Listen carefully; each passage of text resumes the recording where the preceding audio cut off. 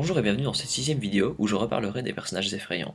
Tout d'abord, sachez que je fais cette vidéo à la demande d'un abonné, mais aussi parce que j'avais repensé à explorer le sujet, qui est l'un de mes préférés dans le dessin, et pas seulement en cartoon. Dans cette vidéo, je réaborderai des éléments que je n'avais pas eu l'occasion de développer dans ma première vidéo. Lorsque vous voyez les trois personnages que j'avais présentés dans mon autre vidéo, vous pouvez reconnaître les masques, les cicatrices, les yeux monochromes pour deux d'entre eux, les couleurs sombres, les visages de mort ou mutilés, ainsi que les tatouages pour le troisième. Mais qu'en est-il des références au diable ou les visages de fous dont j'avais parlé? Et même, comme je l'avais dit, les éléments que je vous avais présentés étaient peu comparés à la totalité des possibilités. Dans cette vidéo, j'explorerai simplement encore un peu cette facette du monde du dessin. Pour commencer, je voudrais insister sur le fait que dessiner un personnage effrayant relève plus de défis selon moi qu'un personnage simple. À petite échelle, prenez l'exemple de ce personnage, appelons Bob. Bob a l'air tout à fait normal et complètement inoffensif. Maintenant, parlons d'autres éléments qui rendent des personnages effrayants. Les capuches sont de bons moyens d'effrayer, à l'instar des masques, car elles cachent des parties du visage. Et comme je l'avais dit dans ma précédente vidéo, cacher est la plus terrifiante des choses. Les vêtements en lambeaux sont aussi de bons éléments, car ils font référence à d'anciennes batailles, ou bien à la simple idée de vieillesse et de mort. Un personnage qui montre ses dents est aussi un bon outil pour le rendre effrayant. En réalité, ça le rend plus agressif qu'effrayant, mais en fin de compte, le rendu est le même. Revenons à Bob. Donnons-lui des vêtements déchiquetés, mais malgré cela, son visage inspire toujours confiance. Noircissez son contour d'œil, coloriez de couleurs monochromes, dans ce cas-ci le noir complet, froncez-lui les sourcils et le tour est joué. Comme je l'avais déjà dit, le visage est la partie la plus importante d'un personnage. Je lui agite aussi des dents pointues pour lui donner un air agressif et des cicatrices le long de son visage. Pour finir, je lui dessine une hache dans le dos, des couleurs bleues et mauves pour un air de peau morte, et du rouge pour le sang. Le tour est joué.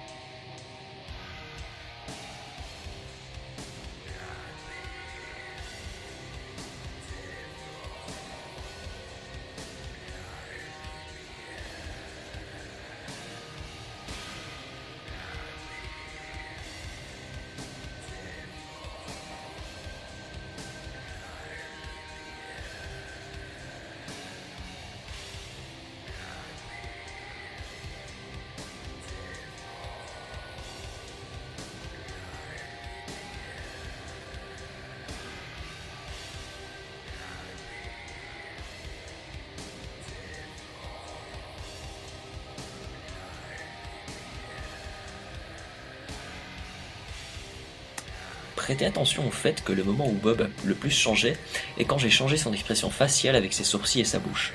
Lorsque vous dessinez un personnage, les yeux sont l'endroit le plus important pour son expression générale. Personnellement, j'utilise ce carré des émotions, et je pense que cela peut aussi vous aider. Verticalement, l'orientation des yeux change, horizontalement, la forme de la bouche change. Chaque effet escompté par la combinaison est différent. Prenez l'exemple le plus en haut à droite, avec des sourcils froncés et une bouche souriante. L'expression générale ressortante est un visage de sadique, et c'est la même expression faciale que j'avais utilisée pour Bob. Dessiner ce tableau des expressions peut vous aider quand vous recherchez une expression à dessiner. Une fois que vous aurez assez d'expérience, vous y penserez automatiquement. Pour mon deuxième personnage, je me suis inspiré du style d'un démoniste. Ce que cela signifie pour moi, c'est que c'est une sorte de mage noir, maudit, ou quelque chose dans le genre. Je commence évidemment par dessiner un cercle pour la forme de sa tête, et le reste de la forme de son corps. Le cercle que je dessine est beaucoup trop grand, donc je n'utiliserai qu'une petite partie de celui-ci. Je lui dessine ensuite des yeux mi-clos et une bouche souriante pour lui donner un air de fou. Une bouche qui n'en est pas vraiment une en effet, comme vous le voyez, car je dessine seulement deux rangées de dents. Notez que les traits que je trace en partant de ces dents sont là pour donner un effet squelettique. En effet, quand vous regardez un crâne, vous pouvez apercevoir quelques-unes de celles-ci. Ici j'exagère le tout, mais l'exagération est toujours la bienvenue dans le dessin de cartoon.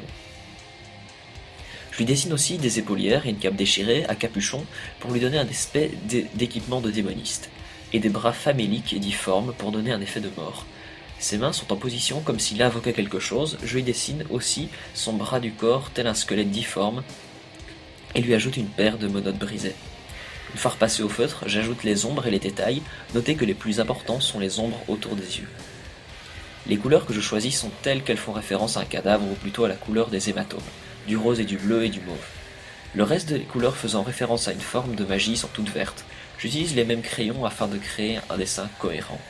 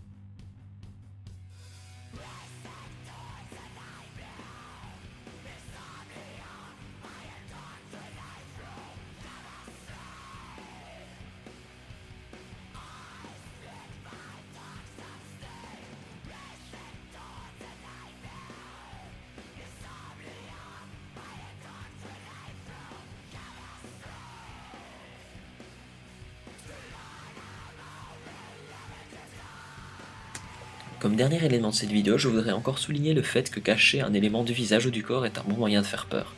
Mais quelque chose encore plus terrifiante pour créer un bon personnage est aussi le fait simple d'abolir certains de ces éléments ou même de changer les règles naturelles de ces éléments. Pour être plus simple, prenez l'exemple de ce vieil alien. Il n'a jamais eu d'œil et c'est normal. Ses yeux ne sont pas cachés, il n'en a simplement pas. Quand on est face à cet alien, c'est tout son mode de fonctionnement qui nous est différent pour nous humains. On se confie plus à notre sens de vision qu'autre chose, et ne pas savoir comment réagir face à une créature potentiellement dangereuse crée l'effet de la peur. C'est aussi simple que ça. La plupart du temps, en perdant ses repères, on devient vite mal à l'aise. Comme autre exemple, prenez cet autre alien. Il présente à la fois des éléments abolis et des éléments non respectés. À savoir, il n'a pas de bouche ni de nez, et ses yeux et son crâne sont bien trop larges. J'aurais pu citer aussi ce moment de Matrix, le Slenderman, ou bien la danseuse de la cabane dans les bois, et d'autres encore, mais ce dont vous devez vous rappeler quand vous dessinez est que ces règles basiques brisées créent des monstres à nos yeux, et cela est donc une autre bonne façon de créer des personnages effrayants. J'espère que cette vidéo vous aura encore plu et encore plus éclairé à propos du dessin des personnages effrayants, maléfiques ou méchants. J'espère aussi qu'Enderboy, c'est ce que tu voulais comme vidéo. Je vous remercie aussi encore de me suivre, de regarder mon contenu. Si vous ne me connaissez pas encore, n'hésitez pas à vous abonner. Postez aussi des commentaires si vous avez n'importe quelle question ou bien si vous voulez que je fasse une vidéo à propos de quelque chose en particulier. Même si cela doit prendre du temps, je ferai de mon mieux pour répondre à toutes vos demandes. Et justement, en parlant de temps, sachez que j'en ai manqué cruellement ces derniers mois. J'ai promis que je ferai une vidéo sur les mains et sur les opérateurs de Rainbow Siege à des viewers et je le ferai, peu importe le temps qu'il faudra. Donc sachez-le. Et sur ce, je vous laisse à vos crayons et vous dis à bientôt dans une prochaine vidéo.